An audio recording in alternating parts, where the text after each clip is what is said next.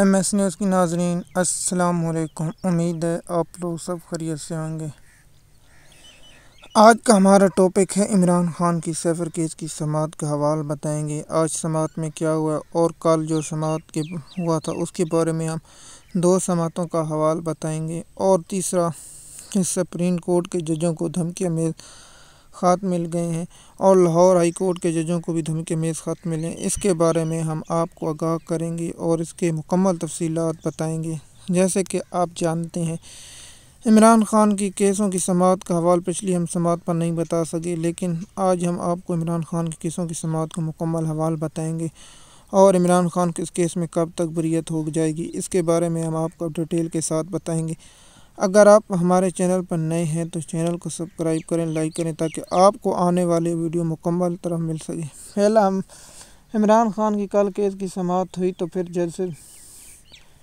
نے انکشاف کیا تھا کہ عمران خان کی کیسوں کی سماعت ہم اس لیے لیٹ ہوئی کیونکہ ہمیں دھمکی امیز اپنا دلائل شروع ہوئے، اور اس دلائل کے جاری ہونے کے بعد سلمان صفدر نے دلائل دی اور سماعت آج تک ملتوی ہوئی۔ آج سلمان صفدر نے جب دلائل کا آغاز کیا تو چیف جسٹس گل اورنگزیب نے سوال کیا کہ سیفر کسی امریکہ کے تعلقات کے نقصان کیسے پہنچایا، حالانکہ ڈی مارچ کیا گیا تھا، اس سے تعلقات خراب نہیں ہوئے، لیکن سیفر جس پر عامر فاروق نے ریمارکس دی، ہم نے دیکھا ہے تقریر کہ عمران خان اور شاہ محمود قریشی کی تقریر سے کوئی ملک کا نقصان نہیں ہوا اور کچھ نہیں ہوا۔ اس پر دلائل ہوتے رہے اور چیف جسٹس نے کہا کہ آپ ہمیں اس نقطے پر دلائل دیں کہ کیا سیفر کیس واپس گیا یا نہیں گیا، جس پر سلمان صفدر نے کہا کہ جناب عالی 5، 10، 6 جگہوں پر جاتے ان جگہوں سے واپس نہیں آیا۔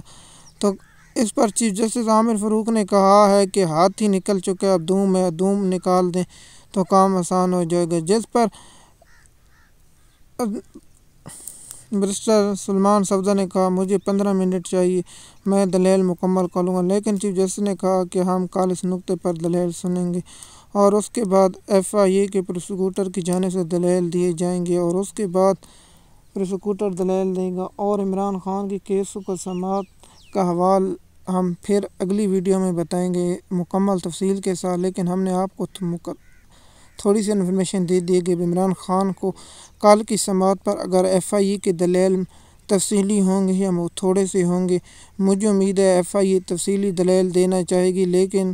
اگر سوال بہت زیادہ ہونے لگے تو پھر مختصر دلائل دے کر جان چھڑانے کی کوشش ایف آئی اے کرے گی اور عمران خان کا کیس کو کالعدم قرار دیا جائے گا۔ عید سے پہلے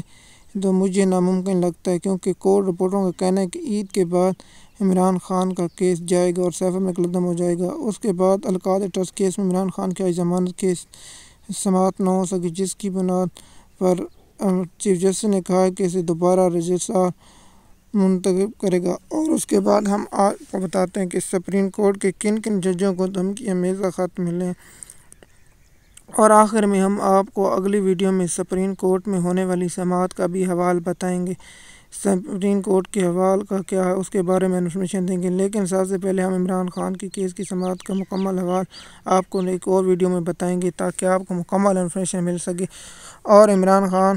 اور میں جیسے کہ آپ کو بتا رہا ہوں کہ سپریم کورٹ کے مختلف ججوں کو دھمکی امیز خط ملے ہیں، ان میں سے جسٹس قاضی فیض عیسیٰ سپریم کورٹ کے چیف جسٹس کو بھی دھمکی امیز خط ملے، اس کے بعد جسٹس اطہر من اللہ کو بھی دھمکی امیز خط ملے، جسٹس مندو خیل کو، جسٹس امین الدین کو اور چیف جسٹس ولید جسٹس کو بھی دھمکی امیز خط ملے ہیں۔ اور اس کے بعد 4 لاہور ہائی کورٹ کے ججوں کو بھی دھمکی امیز خط ملے ہیں، اور جو کوریئر پہنچانے والا لاہور ہائی کورٹ میں اسے گرفتار کر لے گیا اور تحقیقاتی اداروں نے تفتیش کر رہے ہیں اس کی جانب جس سے جو 6 ججوں نے خط لے، اس کے معاملے کو بگاڑنے کی کوشش کی جا رہی ہے کہ اور ججوں کو بھی خط بھیجے جائیں یا اس کا معاملہ کچھ اور ہے۔ جیسے حقائق آئیں گے ہم آپ کو اس کے بارے میں انفارمیشن دیتے رہیں گے، لیکن آپ فوری مدت پر آتے ہیں کہ سپریم کورٹ میں